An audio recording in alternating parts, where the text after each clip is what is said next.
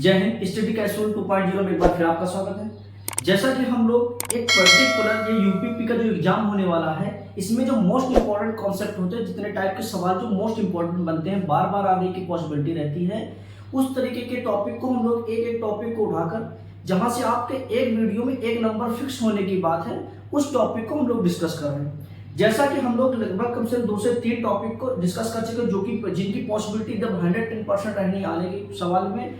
आज हम लोग डिस्कस करते हैं रेशियो के। एक टाइप का सवाल बनता है, जैसे में आपने पूछा जाता है प्रथमानुपात, द्वितीयानुपात, तृतीयानुपात, चतुर्थानुपात, या फिर द्वितीयानुपात को ही मध्यानुपात बोला जाता है। ऐसे सवालों को आज हम लोग एक ही वीडियो में डिस्कस करेंगे कि कैसे हम लोग कोई भी रेशियो दिया हो उसका प्रथमानुपात, द्वितीयानुपात, तृतीयानुपात या फिर चतुर्थानुपात कैसे निकाला जा सकता है। तो बने रहिए इसी वीडियो में। आप लोग सीखते हैं कि कैसे क्या होता है कॉन्सेप्ट इसका द्वितीय, तृतीय और चतुर्थानुपात निकालने का। सबसे पहले हम लोग स्टार्टिंग के 2-4 मिनट कॉन्सेप्ट समझेंगे। उसके बाद जो भी प्रीवियस ईयर में सवाल आए हुए हैं उनको सॉल्व करेंगे। देखिए, रेशियो का छोटा सा टॉपिक कौन सा है? प्रथमानुपात, द्वितीयानुपात, तृतीयानुपात या फिर चतुर्थानुपात। ये सवाल भर भर के आता है सभी एग्जाम्स में। देखिए, उन चैप्टर्स को हम डिस्कस कर रहे हैं जो यूपीपी में पर्टिकुलर जो बार बार पूछे जाते हैं, क्योंकि बहुत बड़ा सिलेबस है। आप पूरे मैथ को मत पढ़िए, जो मेन टॉपिक है उनको आप अपने माइंड में रखिए, क्योंकि यूपीपी में इसी टाइप के जो सवाल बार बार रिपीट होते हैं। तो आइए हम लोग समझते हैं पहले बात, तो ये क्या होता है द्वितीय, तृतीय और चतुर्थानुपात, उसको समझते हैं। ध्यान से समझिएगा। जैसे मैं आपसे बोल दूं, जैसे एक अनुपात लिखा होता है, जैसे इस अनुपात की बात करूं, x अनुपाते y समानुपाते z, इसको फिर यह अनुपातों को मैं a बोल दूं। मतलब कि एक अनुपात आपके सामने क्या लिखा है कि x अनुपाते y समानुपाते z अनुपाते a। पहली बात तो हम लोग भाई कोई भी चीज सीखने से पहले उसके नाम की जानकारी होती है। तो ये जो रेशियो है इसमें हम जानते हैं कि किसको प्रथमानुपात बोलते हैं, किसको द्वितीयानुपात बोलते हैं, किसको तृतीयानुपात या फिर किसको चतुर्थानुपात। बात करते हैं। देखिए, जो पहला वाला रेशियो लिखा है इसको हम बोलते हैं पहला अनुपात, प्रथमानुपात। इसी को बोलते हैं हम लोग कौन सा? द्वितीयानुपात। इसको बोलते हैं हम लोग तृतीयानुपात, और इस वाली संख्या को बोलते हैं हम लोग चतुर्थानुपात। ये हमारा हो गया कितने अनुपात की बात? 4 अनुपात की बात। मतलब जहां पर 4 संख्याएं दिया हो रेशियो में और बीच में समानुपात का चिन्ह लगा हो, इसको क्या बोलते हैं कि ये पहला अनुपात, ये द्वितीय है, ये तृतीय या चतुर्थानुपात। जब 4 अनुपात की बात हो जाए तो मैक्सिमम 4 संख्याएं दी हो रहेंगी, या फिर एक अनुपात और बनता है, उसको ध्यान से समझते हैं। देखिए, कभी कभी अनुपात इस रूप का बनता है, x अनुपाते y समानुपाते y अनुपाते z। एक अनुपात इस रूप का बनता, मतलब कि ये जो संख्या रहती है, ये जो संख्या है दोनों क्या है? सेम है। मतलब x का y से अनुपात जो है वही का y से z का अनुपात है। अब देखिए इसकी जो है समझते हैं कि इसको क्या बोलते हैं। देखिए, इसको बोलते हैं हम पहला अनुपात, क्योंकि ये पहला संख्या है तो पहला अनुपात। देखिए, इसको हम बोलेंगे द्वितीय अनुपात। क्या बोलेंगे? द्वितीय अनुपात। देखिए, वही संख्या लिखी है ना, तो इसको भी तो वही संख्या बोलेंगे, द्वितीय अनुपात। अब इसको बोलेंगे कौन सा? थर्ड अनुपात, या मतलब क्या? थर्ड प्रोपोर्शन या फिर थर्ड रेशियो या फिर तृतीय अनुपात। देखिए, इसी को समझते हैं। क्या लिखा है? x, y और z, a। मतलब अगर चारों अलग अलग हैं तो पहला अनुपात, द्वितीय अनुपात, तृतीय अनुपात, चतुर्थानुपात। या फिर एक अनुपात कैसे लिखा होता है कि x, y का समानुपात y के साथ फिर z का। मतलब ये दोनों संख्या सेम है, तो इसका मतलब इसको भी द्वितीय अनुपात, इसको भी द्वितीय अनुपात। अब ध्यान से समझिए, कभी कभी क्या होता है कि सवाल में द्वितीय अनुपात ना देकर बाकी चीज क्या क्या बोल सकता है सवाल में, उसको देखते हैं। देखिए, इसी को बोलते हैं मध्यानुपात। इसी को क्या बोलते हैं? मध्यानुपात। अगर कभी भी सवाल में द्वितीय अनुपात ना देकर मध्यानुपात बोलता है, तब भी ये समझ जाइए कि हमें सेकंड वाला रेशियो निकालना है। देखिए, हम लोग समझ गए ना, नाम जान गए कि किस चीज को कहां पर क्या चीज बोलते हैं। देखिए, अब लेकिन सॉल्व कैसे करेंगे, ध्यान से समझिएगा। देखो, इनके बीच रिलेशन पता चल जाए तो 3 वैल्यू दिया है, चौथी निकाल सकते हैं। भाई, इनके बीच जो भी फार्मूला लगता है उसको पता चल जाए तो उसमें से जो वैल्यू दी रहेगी उसको रखकर चौथी वैल्यू या फिर तीसरी वैल्यू निकाल सकते हैं। देखिए, अगर 4 संख्या दिया है, उससे मतलब नहीं 4 संख्या, लेकिन हमें क्या देखना है कि ये इसका इसके साथ अनुपात और इसका इसके साथ अनुपात। दोनों अनुपात हमेशा क्या होता है, बराबर होता है। ध्यान समझिए, जैसे इसको देखते हैं यहाँ पर क्या वैल्यू हो जाएगा। देखिए अगर इधर से देखते हैं, इसके लिए देखते हैं, 3 वाले के लिए देखते हैं, क्या हो जाएगा, जैसे x अपान वाई, ये क्या लिखा है, x अनुपात y मतलब x अपान वाई बराबर वैल्यू क्या हो जाएगा, y upon Z, y upon Z, ये रिलेशन होता है। मतलब ये जो भी संख्या यहाँ पे लिखी रहेगी उसका बटे और बराबर इसके बटे की। इसको सॉल्व करते हैं, वैल्यू कितना हो जाएगा, इसे तिरछा गुणा करते हैं, y स्क्वायर बराबर x जेड, y बराबर x जेड। अब देखिए बुक में फार्मूला किस टाइप का लिखा रहता है, ये लिखा रहता है y बराबर under root x Z, y बराबर अंडर रूट x जेड। अब देखिए सवाल कैसे बनता है, सवाल में दिया रहेगा ये वैल्यू दिया रहेगा, ये वैल्यू x और z का मध्यानुपात बताइए या फिर द्वितीय अनुपात बताइए। मध्यानुपात और द्वितीय अनुपात का मतलब y की वैल्यू कैसे रिलेशन होता है, x अपान y बराबर y अपान z। ऐसे तिरछा गुणा किए तो y square x Z y बराबर है। देखिए फार्मूला आपको याद करने की जरूरत है। अब लॉजिक याद करिए, इनका बटे और इनका बटे क्या होता है, बराबर। देखिए ऐसे ही इसको करेंगे सॉल्व। ये क्या लिखा होता है, ये x अपान y बराबर z अपान a, ये होता है रिलेशन अगर 4 संख्याएं दिया है तो। अब देखिए यहां से हम लोग क्या कर सकते हैं, अगर 3 की वैल्यू दिया रहेगा तो दूसरे का पूछ लेगा, 3 की वैल्यू दिया रहेगा तो दूसरे का पूछ लेगा। हो सकता है 3 ही संख्याएं दे, हो सकता है 2 संख्या दे तीसरे को पूछे, तो ये वाला फार्मूला अगर चौथे अनुपात की बात करेगा तो 110% 3 वैल्यू उसको देना ही पड़ेगा। बात समझ में आई नहीं आई, ठीक, ये रहा हमारा कॉन्सेप्ट। अब देखिए जैसे मान के चलिए कि पहला अनुपात दे दे, तीसरा दे दे, चौथा दे दे, दूसरा निकालना हो तो यहां से निकाल सकते हैं। जैसे पहला दे दे, दूसरा दे दे, तीसरा निकालना हो, चौथा दे दे, ऐसे निकाल सकते हो। कहने का मतलब ये है कि इन तीनों में से जिस चीज की भी वैल्यू निकालने के लिए पूछेगा आप निकाल सकते हैं इसी फार्मूले से। बात समझ में नहीं है, इसको आप लोग नोट्स कर सकते हैं, नोट करिए जल्दी से।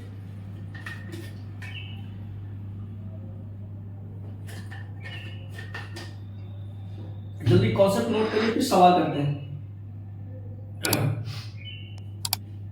उम्मीद है नोट हो गया होगा, मिटा दे रहे हैं।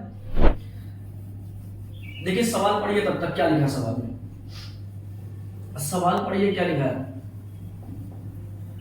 सवाल हमारे सामने क्या है कि देखिए वैल्यू क्या लिखा है कि वैल्यू क्या लिखा है 0.25 अनुपाते x समानुपाते 3:8। मतलब क्या लिखा है 0.25 अनुपाते x समानुपाते 3:8।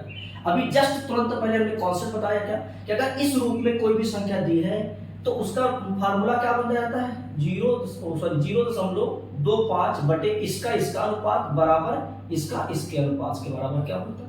बात समझ में।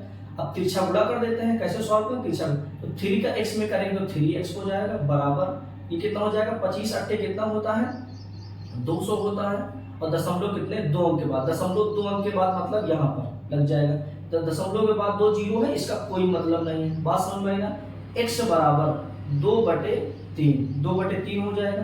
बात समझ में आई ना। इसको सॉल्व कर लेते हैं, जैसे पॉइंट में दिया है तो पॉइंट में सॉल्व कर देंगे। देखिए दशमलव बढ़ाएंगे, दशमलव लगाएंगे यहाँ 0 हो जाएगा, 3 छक 18, फिर 2 बचेगा, फिर वैल्यू कितना आ जाएगा, फिर 6 बच जाएगा। ये हमारा क्या हो जाएगा x की वैल्यू। बहुत इजी कॉन्सेप्ट होता है। हमने कॉन्सेप्ट बताया, अगर उस कॉन्सेप्ट को आप ध्यान में रखेंगे, उस कॉन्सेप्ट को अगर आप ध्यान में रखेंगे तो एकदम सवाल इजी हो जाता है। ये आपके सामने इसका सॉल्यूशन रहा।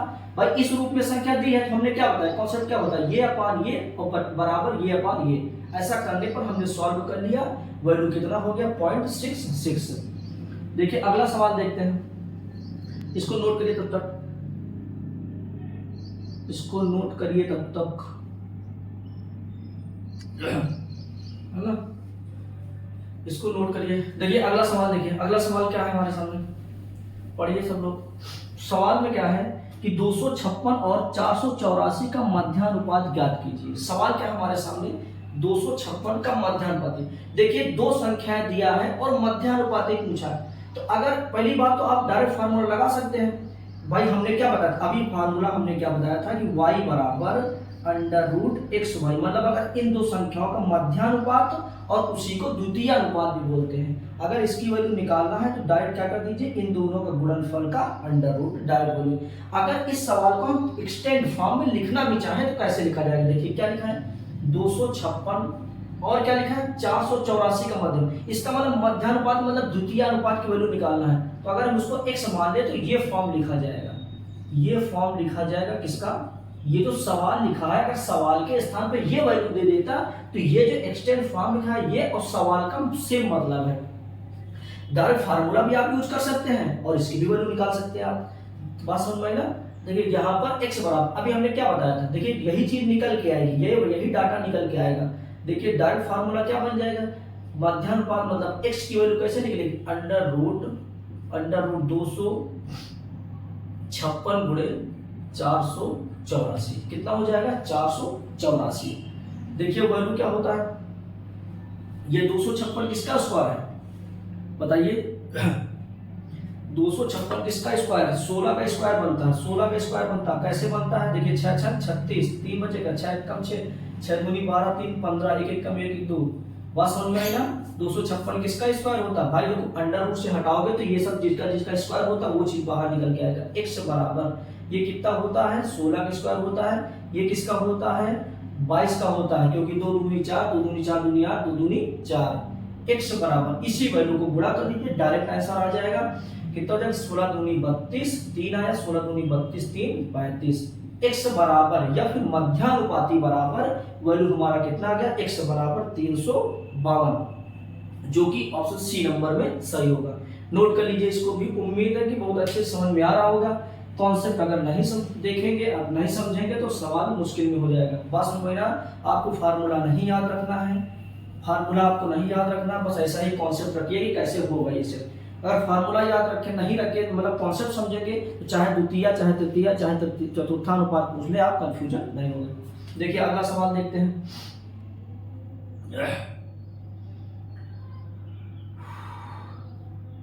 अगला सवाल क्या है हमारे सामने, पढ़िए सवाल सब लोग। सवाल क्या है 30 और a का मध्यानुपाती 15 है। मतलब अगर ये जो सवाल लिखा, सवाल घुमा के भी दिया जा सकता है। सवाल में क्या लिखा 30 और a का मध्यानुपाती 15 है। अगर हम इसको लिखना भी चाहें तो 30 और a का मतलब जो लास्ट वैल्यू है a का जो मध्यानुपाती कितना है 15 है। कितना है मध्यानुपाती 15 है। सवाल चाहे तो थ्योरी में बोला जाए चाहे तो ऐसे लिख दिया जाता, तब भी आपका यही चीज सॉल्व करना, a की वैल्यू बताना। अभी हमने क्या बताया कि 30/15 बराबर 15/a। बात समझ में ना। 15 एकम 15 15 दूनी 30, तिरछा गुणा करिए। देखिए 15 एकम 15, देखो a 2a का गुणा करें, a और 2 का गुणा करें 2a हो जाएगा। यहाँ पर वैल्यू कितना 15 एकम 15, a बराबर 2 से भाग देंगे 15 तो कितना वैल्यू हो जाएगा 7.5, मतलब 7.5 7.5 या फिर ऑप्शन कैसे दिया है 15/2 ही आंसर दिया है, 15/2 ही आंसर दिया है। या तो 7.5 हो जाता है आंसर, या तो 15/2। तो एकदम लॉजिक से एकदम इजी सा सवाल बनते हैं। लेकिन अगर कॉन्सेप्ट आपको पता है तो, फार्मूला पता है तो, नहीं तो क्या हो जाता है क्वेश्चन कठिन बन जाता है। बात समझ में आई ना। देखिए अगला सवाल देखते हैं। अगला सवाल क्या है हमारे सामने, देखिए अगला सवाल भी पेपर का आया हुआ है। सवाल पढ़िए क्या लिखा है, a और b का मध्यानुपाती c है। a और b का मध्यानुपाती c है तो बताइए a² c और b² c का मध्यानुपाती क्या होगा। ऑप्शन के अकॉर्डिंग हमें आंसर ले आना। पहली लाइन में क्या है a और b का मध्यानुपाती c है, मतलब c क्या है मध्यानुपाती किसका a और b का, तो इसके बीच रिलेशन क्या बन जाएगा c बराबर अंडर रूट ए बी। अगर इसको हम अंडर रूट हटाएंगे भी तो इधर क्या लग जाएगा c² ab। ये एक इक्वेशन निकल के आई। अब दूसरी लाइन में हमें बताना क्या है a² c और किसका b² c का मध्यानुपाती। हम जानते हैं जिस भी वैल्यू का मध्यानुपाती निकालना होता है उसका क्या कर लेते हैं आपस में गुणा करके उसी का अंडर रूट निकाल देते हैं। देखिए आंसर हमें ऑप्शन के अकॉर्डिंग ले आना है। देखिए ये a² है ये b² है, c और c का गुणा हो जाएगा तो ये भी क्या बन जाएगा c² बन जाएगा। तो क्या वैल्यू हो जाएगी a² गुणे b² into c²। Under root से बाहर आएगा तो स्क्वायर हट जाएगा, क्या हो जाएगा a into b into c। बात समझ में आई। देखिए जो भी ऑप्शन में दिया हमें ऑप्शन के अकॉर्डिंग आंसर ले आ रहा है। हम लोग देख पा रहे हैं कि जो a गुणे b है, a गुणे b बराबर कितना वैल्यू दिया c स्क्वायर, तो c स्क्वायर इंटू c बराबर वैल्यू कितना हो जाएगा c क्यूब। यही हमारा क्या हो जाएगा आंसर, और जो कि सी नंबर ऑप्शन में सही है। इस तरीके से इस सवाल को भी हम लोग सॉल्व कर सकते हैं। बात समझ में आई नहीं है? अगला सवाल देखते हैं क्या लिखा है। अगला सवाल देखते हैं क्या लिखा है।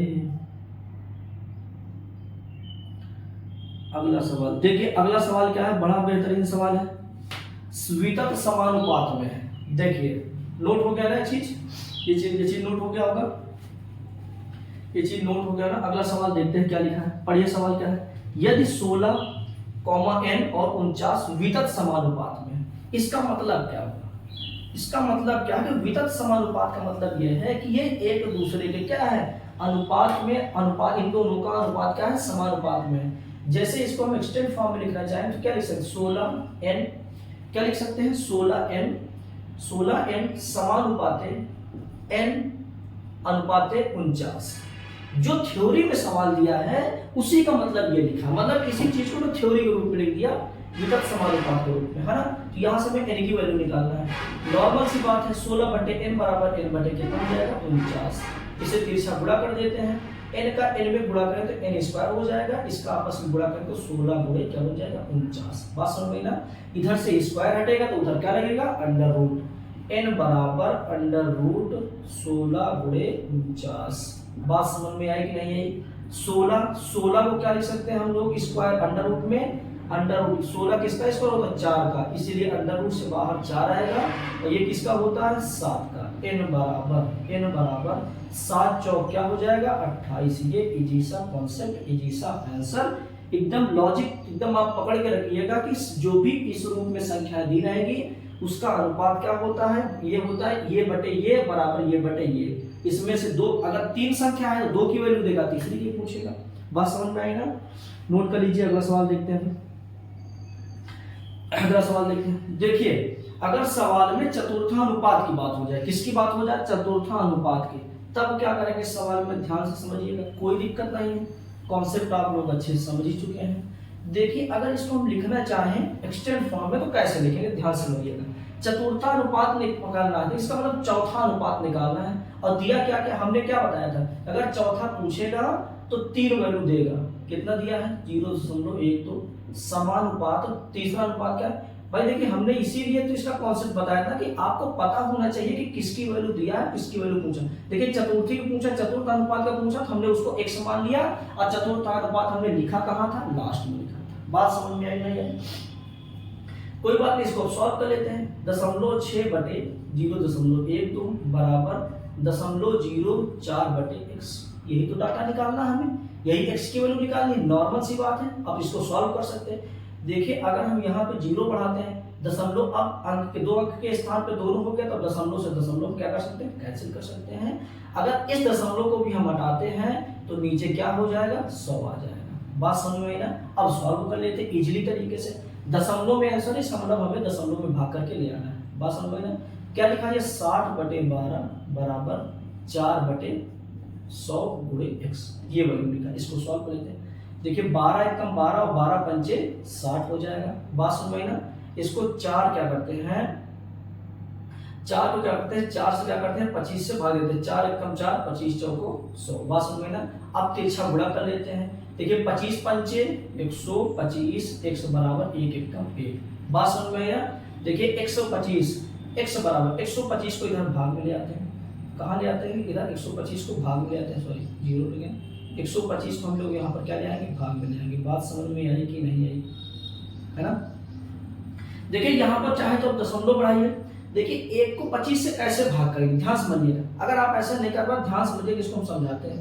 125 को 1 के भाग करेंगे, ये पहले दशमलव लगाएंगे तो 0 बढ़ेगा, पहले दशमलव लगाएंगे तो 0 बढ़ेगा।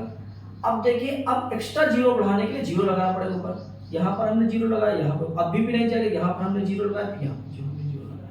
बात समझ में आई कि नहीं है? ठीक, अब कितने बार वैल्यू जाएगा बताओ, कितने बार वैल्यू जाएगा? देखो अगर 8 दूनी जोड़ते हैं, 8 पंच 40, 8 दूनी 16, 4 20 और 8 एकम 8, 8 एकम 8, और 8 2 10। देखिए शायद 8 बार पूरा पूरा चला जा रहा है, वैल्यू क्या है पूरा पूरा चला जा रहा है। 8 5 40, 8 दूनी 16, 4 20, 8 1 8 2।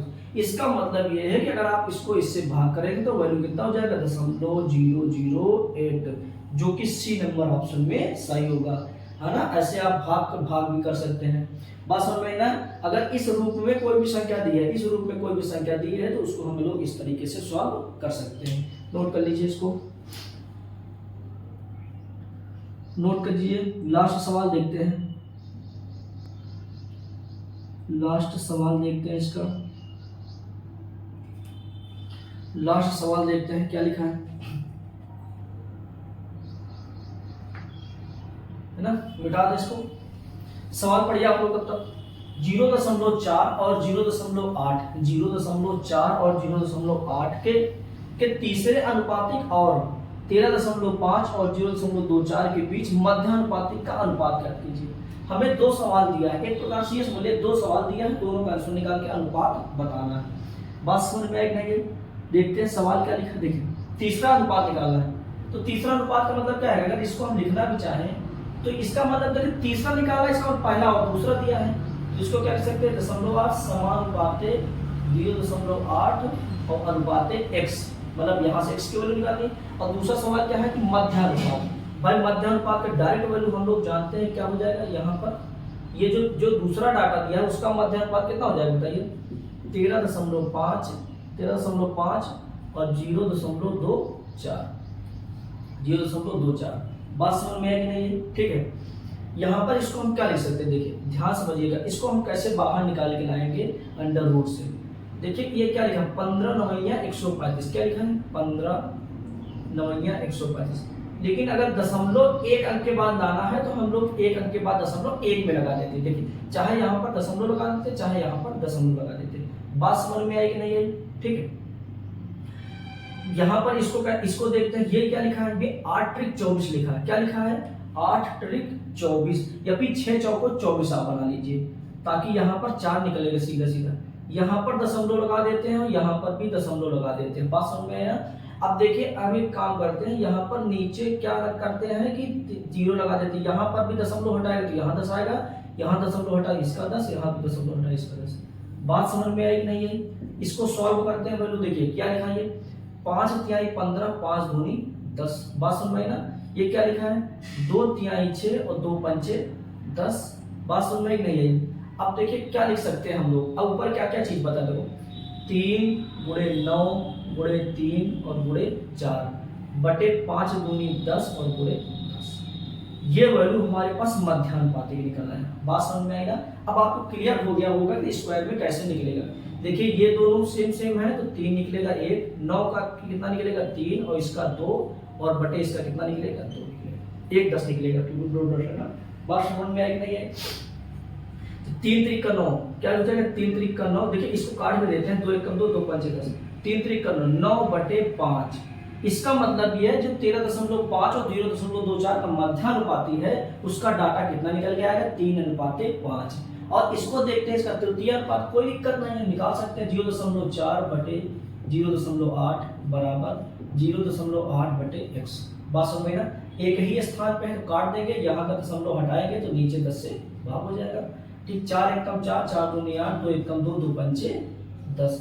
तिरछा गुणा करते हैं, ये कितना हो गया है 5x बराबर 8 एकम 8, x बराबर कितना हो जाएगा 8 बटे 5। बात समझ में आई ना?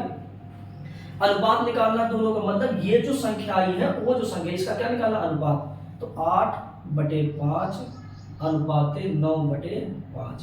अनुपात में दोनों नीचे है, वैल्यू कट जाएगा, इसका मतलब फेयर मतलब रियल का अनुपात कितना गया 8:9, जो कि बी नंबर ऑप्शन में सही है। उम्मीद है कि ये पूरा कॉन्सेप्ट आपको समझ में आया होगा। प्रथमानुपात, द्वितीय अनुपात, तृतीय अनुपात, चतुर्थ अनुपात का। देखिए सबसे पहले कॉन्सेप्ट पढ़ लीजिए, कॉन्सेप्ट के बाद ध्यान दीजिएगा, कुछ नहीं करना है इसमें, नॉर्मल सा एक्सटेंड फॉर्म लिख लीजिए तो आपको ज्यादा आसानी लगे। जैसे द्वितीय तृतीय चतुर्था पूछना हो, है ना, एक्सटेंड फॉर्म लिखिए, तुरंत आपको समझ में आ जाएगा कौन सी वैल्यू दिया है, कौन सी वैल्यू पूछा है। उम्मीद है कि सारी वीडियो आपको, सारे क्वेश्चन एकदम अच्छे से समझ में आए होंगे। मिलते हैं नेक्स्ट वीडियो में एक नए टॉपिक के साथ। जय हिंद।